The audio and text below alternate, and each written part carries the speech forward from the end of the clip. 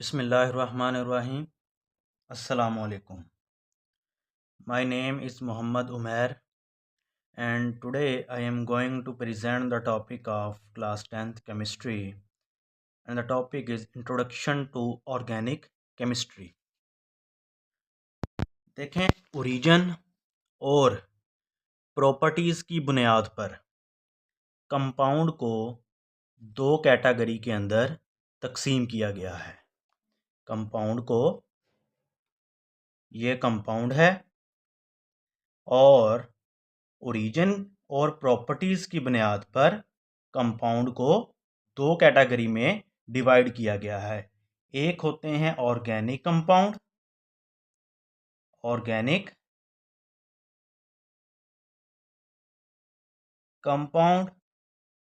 और दूसरे होते हैं इनऑर्गेनिक कंपाउंड।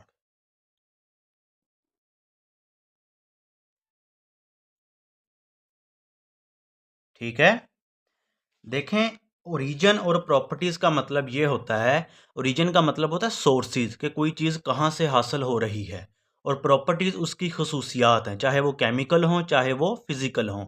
तो इनकी बुनियाद पर कंपाउंड को दो कैटेगरी में डिवाइड कर दिया गया है। एक होते हैं ऑर्गेनिक और एक होते हैं इनऑर्गेनिक। तकरीबन 200 साल पहले, अबाउट 200 ईयर अगो, तो यहाँ पर मैं लिखता हूँ अबाउट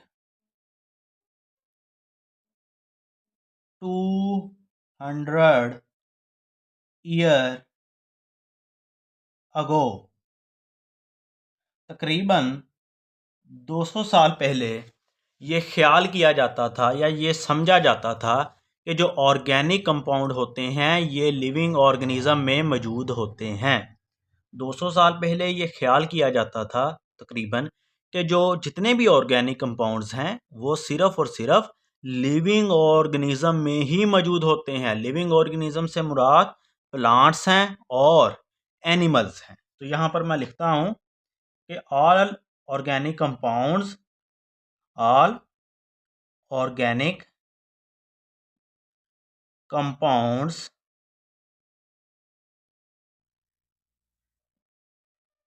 present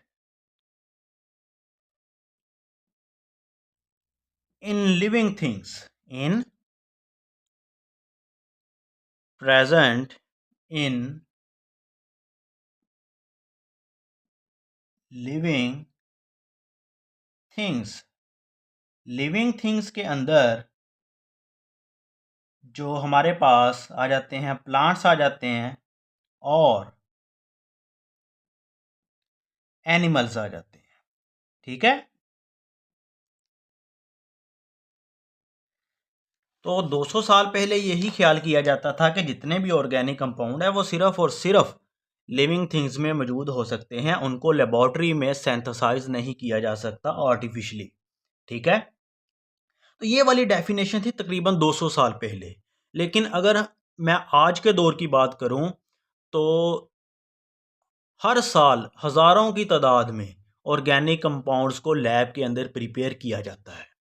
ठीक है, और आज के दौर में तकरीबन 10 मिलियन से भी ज़्यादा ऑर्गेनिक कंपाउंड मौजूद हैं। ठीक है, हमारी डेली लाइफ में इनका बहुत ज़्यादा यूज़ है।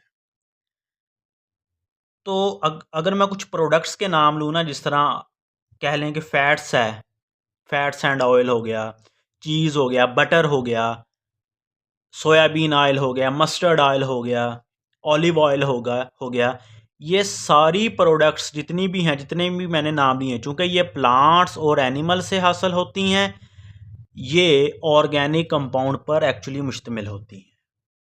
अब मैं बात करूँगा वाइटल फोर्स थ्योरी की। 19वीं सदी के शुरू में जेकब बर्जीलियस ने वाइटल फोर्स थ्योरी को पेश किया।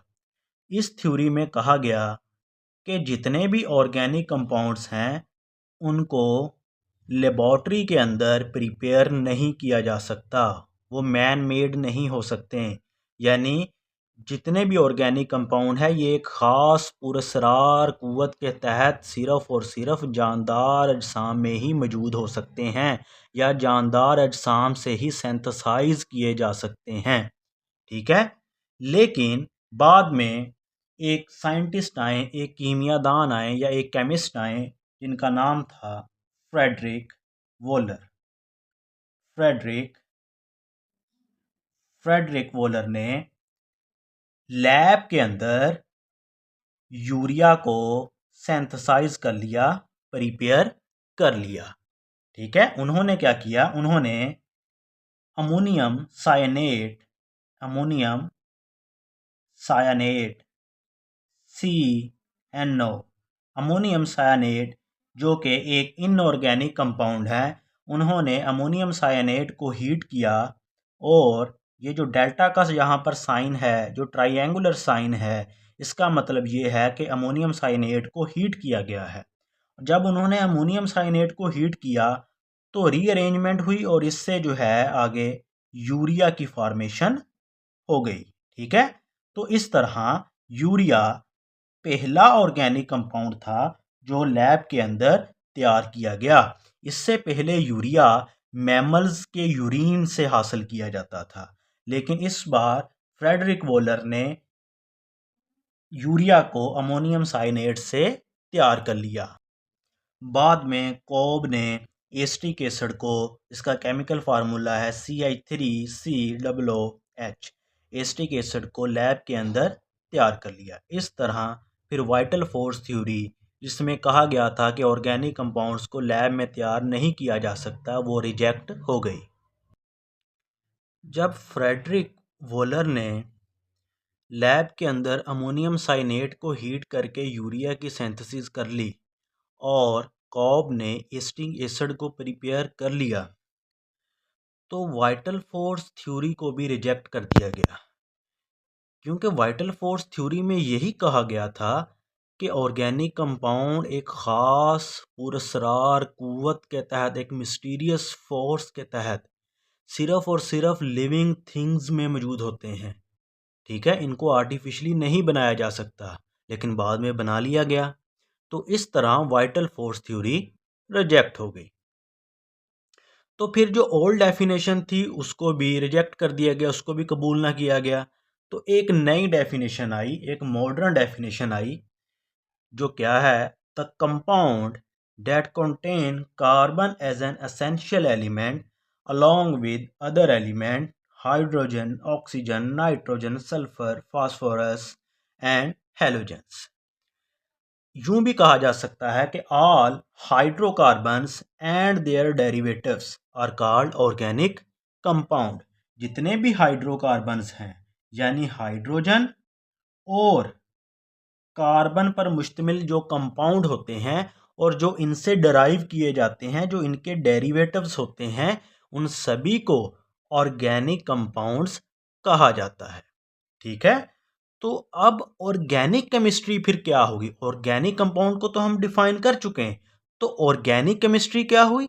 ये अब केमिस्ट्री की एक ऐसी शाख है, ब्रांच है, जिसके अंदर हम ऑर्गेनिक कंपाउंड्स को स्टडी करते हैं। इस तरह भी कहा जा सकता है, the branch of chemistry that deals with the study of hydrocarbons and their derivatives is called organic chemistry.